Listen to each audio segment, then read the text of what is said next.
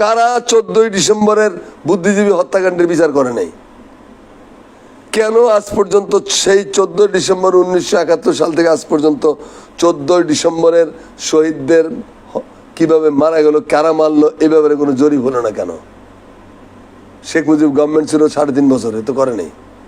তারপরে আপনার এই আমাদের ফ্যাসিস্ট শেখ হাসিনার গভর্নমেন্ট ছিল 15 বছরের বেশি সময় ধরে, তারাও তো করে নেই।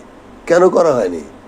বড় বড় চাপাবাজি করতেছেন, ওইটাকে ভাঙায় খাচ্ছেন, ওইটার উপরে চৈরে আপনার নিজের পাপকে জায়েজ করাচ্ছেন, অথচ সঠিক ইতিহাসটা আপনি তুলে ধরতে চাচ্ছেন না। কার স্বার্থে? প্রশ্ন তো। এই প্রশ্নগুলো আমাদের করতে জানতে হবে। আন্দাজে মান্দাজে কথা বলার দিন শেষ। যারা শহীদ বুদ্ধিজীবীরা মারা গেলেন, তাদেরকে এইটুকু বুদ্ধি ছিল না যে দেশ যদি স্বাধীন হয় তাহলে ঢাকাতেও যুদ্ধ হবে। তাহলে তারা মুক্তিযুদ্ধের পক্ষে থাকলে ঢাকায় বসে থাকলেন কেন 14ই ডিসেম্বর পর্যন্ত? তারা ডিসেম্বর মাসের বেতন নিলেন কেন? তো ওনারা মরেছেন, আমি এই জন্য খুবই দুঃখিত। ওনাদের পরিবাররা তাদের নিজস্ব মানুষকে হারিয়েছে, এজন্য দুঃখের।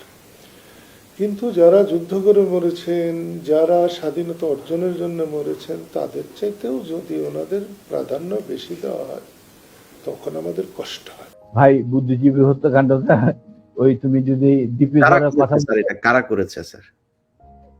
দীপুধরের কথাটা যদি তুমি শুনে থাকো ভালোভাবে, আর শ্রোতারা যদি শুনে থাকে, সেটা তো পরিষ্কার ইঙ্গিত থাকে যে তারাই সবকিছু করে দেবে, আমাদের কাজ দরকার নাই। তো এটা কার স্বার্থে? পাকিস্তানের ওদের বাইরে কি করবে?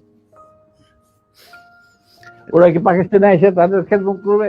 না, তাদেরকে এদেরকে মারার পর একটা মেধাশূন্য বাংলাদেশকে তারা গড়বে, ইন্ডিয়ান স্টাইল, মানে ইচ্ছা মতো।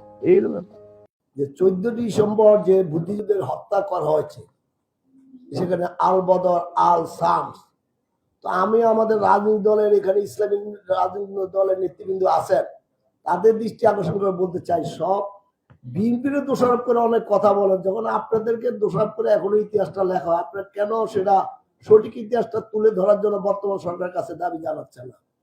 14 ডিসেম্বর তো কোনো আল বদর, আল শামস সেদিন আমাদের বুদ্ধিজীবীদেরকে হত্যা করেন নাই।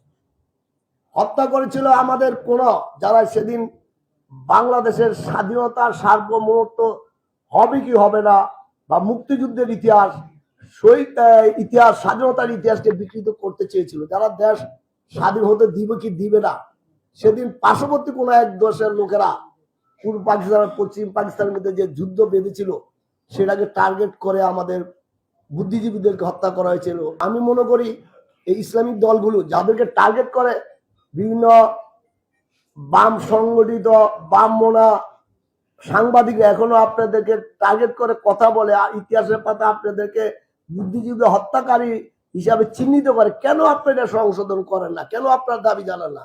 বলবো যে ইতিহাসটাকে সঠিক করে তুলে ধরার জন্য আপনার সরকারের কাছে দাবি জানান।